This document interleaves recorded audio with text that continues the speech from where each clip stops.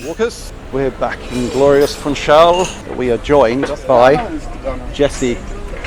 Hello, Jessie. Hello. Now, you know what? We've spoken to a number of people that have moved out here, and we've heard their perspectives about what Madeira is like. But it's always been our aim to really speak to someone who lives here, so a real Madeiran. And Jessie has kindly agreed to have a chat with us. And we met actually through a company that we've talked about before, Emigre.eu. So you guys have been really helpful to us as we're considering moving here to the island. So, and what we'll do is we'll put a link to your company. If anyone wants to know what their options are, they can see that down in the comments and description. First question that's sort of burning through my mind is actually, have you eaten all those avocados? Well, not all of them because it's too many. Right, okay. So well, Jessie was saying the other day that, so where she lives has got an avocado tree, and there was a big storm about a week ago actually when we arrived. Yeah. You had what, like 500 avocados probably on the tree to start with? Yeah, we started with about that, but with all the storm and the strong winds, they were flushed away. So we still have a few. Not so much as before, so I don't know if we will be able to give to our neighbors and friends as before, but I'm sure I will be eating avocados. Do you live quite rural or do you live in the city? Well, those trees, they are in my parents' home. Okay. In Câmara de Lobos, where they live, it's called Estreito.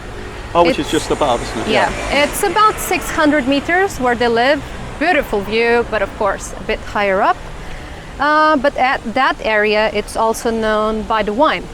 Oh. My family, we have grapes.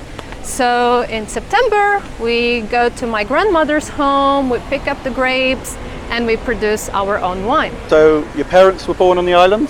Yes, they were born on the island, but my father in the 1980s, beginning of 1980s, he went to Australia to work. Okay. He had a brother there.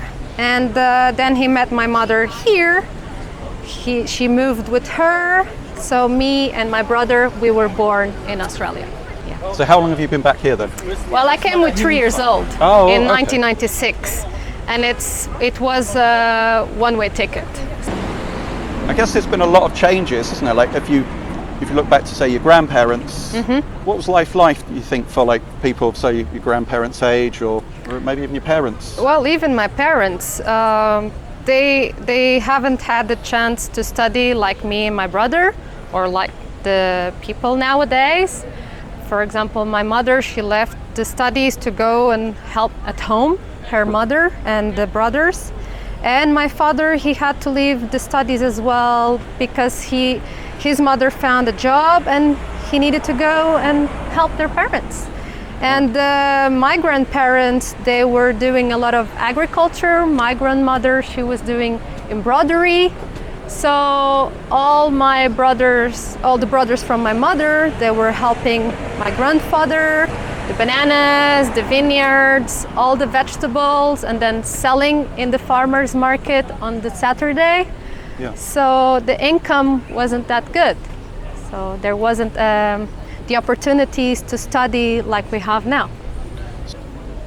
What do you say is the big changes now for people like your age? Well, I think we have more opportunities.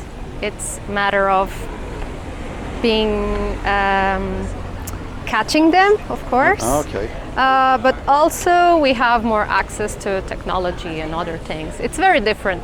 Even me, compared to the kids nowadays, I had a very different way of growing up. There was basically no cell phones, the computers, it was something expensive to have. So we were playing outside. I was walking to school. Nowadays you see kids going to school with their parents on their cars. I was just walking and it was not close. Your parents and grandparents have always had their own challenges, their hurdles, like you're saying. What do you see now, like people growing up now on the island, what's their biggest challenges, do you think? Well, for people my age, I would say it's not easy to find a job that pays a decent salary, because the minimum salary in Madeira is 780 euros, and a couple receiving the minimum salary both, it's hard to even pay the rent, because the prices are getting up very fast. So that's why they are forced to move. Also because the salary taxes, they intend to go higher if you put the salaries higher. Okay. Yeah. So although the government is saying to the companies to make an effort to increase the salaries, the government should do something about the taxes. That would help the companies to increase the salaries. Okay. Yeah, so a lot of it is coming through the government, and quite often people will move abroad for work, to move to the mainland, or have you ever considered that? Not really. I really love living here. I wouldn't like to move. My brother, for example, he's not here. He's currently in Denmark. He always had the dream of living in a big city and having a better job. He studied for that. But I always had the dream of staying here because I love being in a small city like Funchal, being close to my parents, and I love the nature, so Madeira has it all. Talking about nature, this is not your only job, so you're a trained mountain guide? Yes, I am. When I finished my studies in university, which was related to physical education and sports, I always had the passion of hiking, nature, even doing trail running races. So I always had the contact with the nature. So when I heard about the mountain guide course, I thought about why not combining both and working as a mountain guide. Wonderful. Yeah. So I've done it for 4 years until COVID. And it was just after things started to improve that I thought it would be good to have something else besides just being a guide. So that's why now I work in Funchal for Emigre, but I also still do some hikes with some clients. You still get out in nature, don't you? You're a competitive cyclist. Yeah. Which, again, I mean, I know I mentioned earlier, but it's the fact that, you know, have you not picked the hardest island on the planet to kind of do cycling? Yeah. Well, maybe that's the best. Maybe that's actually what people like about it, is it? I don't know. I like a good challenge, and well, I won't lie that I really love the climbs, and the downhills, they can be a bit scary. The curves can be narrow, but we have good brakes, so it's okay. We came last year a few different times than usual, and I was just really aware of how many sporting events happen here. There's marathons, there's triathlons. Oh yeah, there's a lot of sports events on the island. There's cycling, running, trail running, football, swimming as well. Diving, we had some diving competition as well. Paragliding, it's amazing. I wonder if that's one of the reasons why the island does seem to be a lot more popular right now. I mean, that's... Yeah, I think that's due to the social media. Right. Also the influencers. Madeira has paid for some people, the influencers, to come here and advertise the island. Right. And you see sometimes tourists in places that I would never thought I would find. And I'm like, how did they get here? And it's the power of social media, and it's amazing. Really current, isn't it? It's in the news at the minute, all over the world, over tourism and the role of social media to sort of get a particular picture or... House prices, price of property, especially in Funchal, have sort of skyrocketed, haven't they? They've gone up enormously. Have to agree. I mean, that's the thing. What's that going to mean for younger people wanting to get a home here? Well, there's a certain price range that are not really for locals. But there are some properties that before, like 3 to 4 years ago, you could afford for 250,000. and nowadays they cost much more because of the visas as well. But now they've stopped with the golden visas, so I think that's going to help the prices to be more controlled. Okay. But that's not only the issue. The interest rates are not helping, and we need to give a 10 or 15% deposit to acquire a property. We have the acquisition taxes, so we have to have a comfortable amount to acquire a property on the island. Okay, yeah. And like I mentioned before, with the salaries we have, it's not easy. Yeah, not at all. I have to ask you this question. As a company that helps people to come here to find a home and settle, Yes.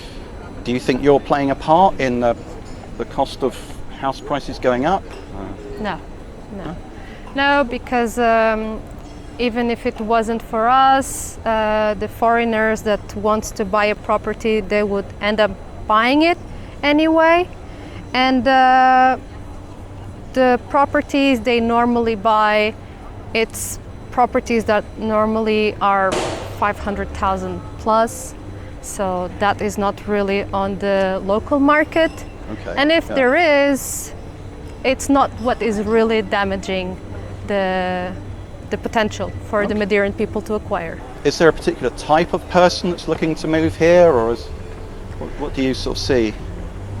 Well, it's for sure that the people that wants to move here, they want to live in a safe place, and Madeira is very safe, has a very good weather, and also a calm life. Yeah. You don't want to move to Madeira to have a crazy, busy life. That's not Madeira. No, So, that's not. and also the nature. That's what mostly attracts people, and the diversity of the landscapes we have. And you can be in the north, you cross a tunnel, you are in the south. It looks so different. The weather can be so different. So you can do so many things in one day. So for all the people that you help to settle, do they all end up staying? Well, it has never happened before, someone moving here and then ending up going away. Oh, okay. Okay. Some, they cannot stay for a very long time because they're still working, but the goal is to retire here or to live here. Okay. And they stay? And they stay, yeah, they stay. And they like to join the community, not that's just good. live. They don't really say, oh, I want to live in a neighborhood full of foreigners. Yes, No, yeah. I want to be part of the community, which is very good. That is good. That is good. That is good. So, What were you looking for? you know, it's sort of winding up. What's your hope for the future for the island? What would you really like to happen? Well, I would like to see the island more independent and not importing so much, Okay. but to be able to produce more. For example, the vegetables, fruits. I think we are capable to produce more than what we are doing at the moment. The government, they give some subsidies to help the agriculture, but I think there should be done more to burst the farmers and not only. Yeah, because I guess, like you said, it's farming here is hard work, isn't it? It is. And the island depends so much from tourism. Like when COVID happened, we struggled very much. So it should be enough to open our eyes to not depend so much from tourism and start doing more. I just want to say thank you. It's been really great. I've really enjoyed this. And if you don't mind, maybe we'll do a little follow-up conversation. There's Sure. so many questions I've got. Thank And what you. we'll do is we'll put the links to Emigre.eu just underneath the video.